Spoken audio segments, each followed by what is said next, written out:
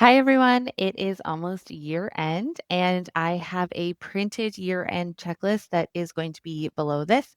But what I also wanted to do was create a video of all the things that you can do to make sure that you are rolling into 2026 or whatever year you're going into uh, easily within ConnectWise. So, the first thing we're going to do are the time and expense periods.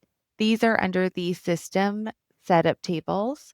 And we're going to go ahead and look for time. And this is going to show us the time period. So we're going to open up time period. You'll see that there are lots of options. So you could do time as its own period, or you can put them together. I always do them separately. So up to you. But this is how you're going to refresh them. First up, you're going to look at the last date of your old year. So you're going to go in and take a look at how you set it up for last year. This is showing that I have a time period weekly, and the end of the first period was the first Saturday in January. When people are logging their time entries, I like to show two future periods. If you notice that your employees are putting time in future weeks incorrectly, then you can put 0 or 1 here. And this is the deadline of when the timesheets need to be submitted. I'm going to scroll all the way down and I can see here that it ends on the 27th. So I can see that the end date is going to be December 2027. December 27th, 2025. And that's just good to know. So now I'm going to go ahead and create my time period for next year. So I'll hit new. I'm going to say period for time, and it's going to be for 2026. I'm going to keep it as weekly, and I'm going to say that it is the first Saturday in uh, January right here, which is perfect. And then I'm going to hit save. It's good just telling me that if there is a gap, which we saw, the last time period ended on the 27th of December and the first time period ends on the 3rd. So it's just going to create a gap covering that time. And that's the gap right here. So it's creating a really short little week to cover till the 3rd, and then it's going to go into a regular cycle. I've now created my time entries for the year, which is great.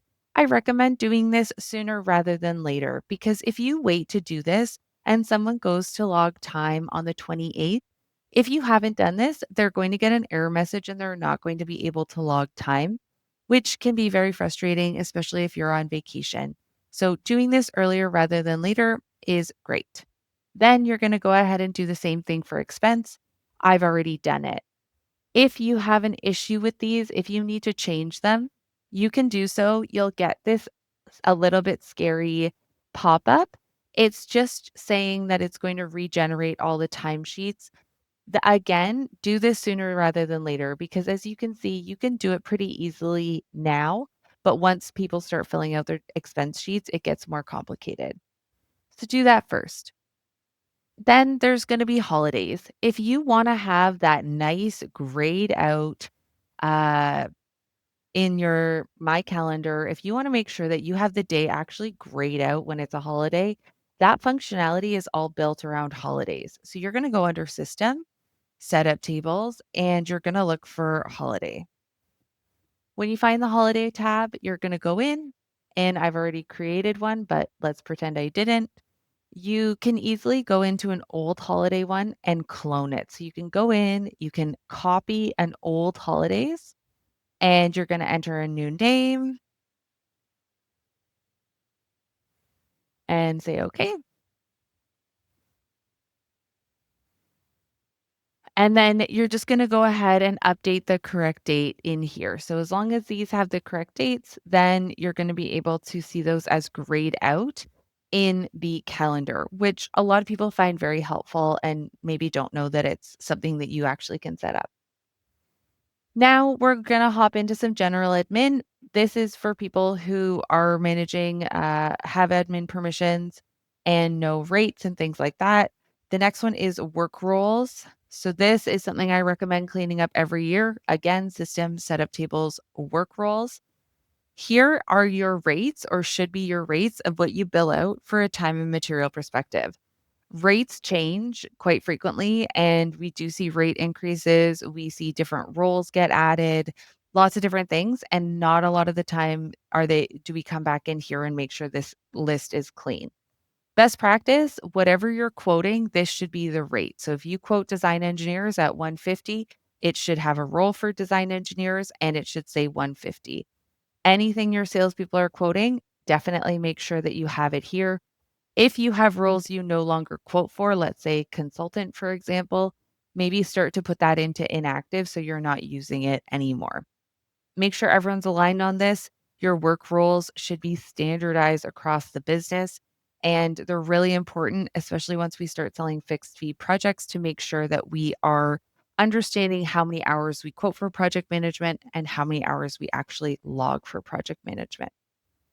The work roles should align with people's job titles. Every single member has a default work role, and these should also be up to date. So in the member profile, make sure that their work roles still align with what that person is doing. While we're here under the member profile, the only place to update costs is at a member level. So you can only put in the cost at an individual level. Some people don't like this. They wish that there was just a cost per work role, and that's fine. Honestly, at that point, go ahead and just put in the hourly cost based on their work role. So don't try and get a specific cost for every single person. Just put in the cost based on their work role. And you can do that en masse by filtering or sorting by work role, opening up the first person, scroll down, put in the hourly cost for system engineer, and then go right to left and update that hourly cost. Really good to have that in the system. Even if you're not using it yet, it will help you with profitability going forward.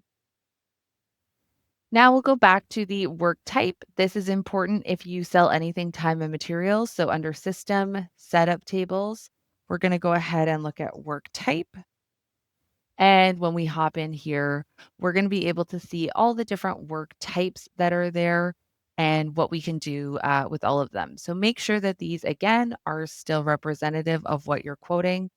If you have something like remote support, this is a multiplier work role. This is just saying that whatever the work role is, we are going to have remote support be a multiplier of 1 for the work type. So that's just the same rate.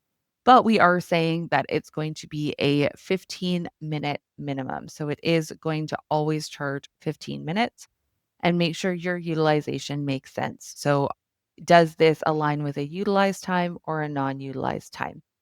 If you have something like after hours where you are putting a multiplier on it, make sure that multiplier is correct.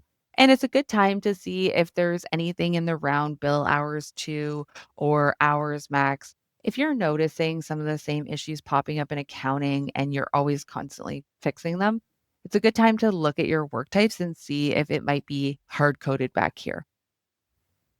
The two final things I like to do are to go into the charge codes.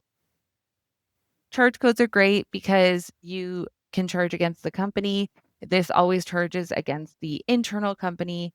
Make sure your charge codes are up to date. If you're noticing that everyone's using the same charge code all the time, might be time for a refresher with your team on the charge codes and when to use each of them. And if you have a ton of charge codes, probably time to clean those up. If you don't have enough charge codes, again, try and take a look and add to them. Finally, one thing that some people don't know is that your manufacturers are not set up in CPQ, they're set up in PSA. So if you need to add a manufacturer to your system, you're going to do that in the system setup tables manufacturers. And here's where your manufacturers live. So they don't actually live in the company screen like your vendors, which again would make more sense. They're in this weird backend table. So I would go through these, check your manufacturers, inactivate any manufacturers you maybe don't work with. It's nice to have your manufacturer information because you can put that into your product catalog.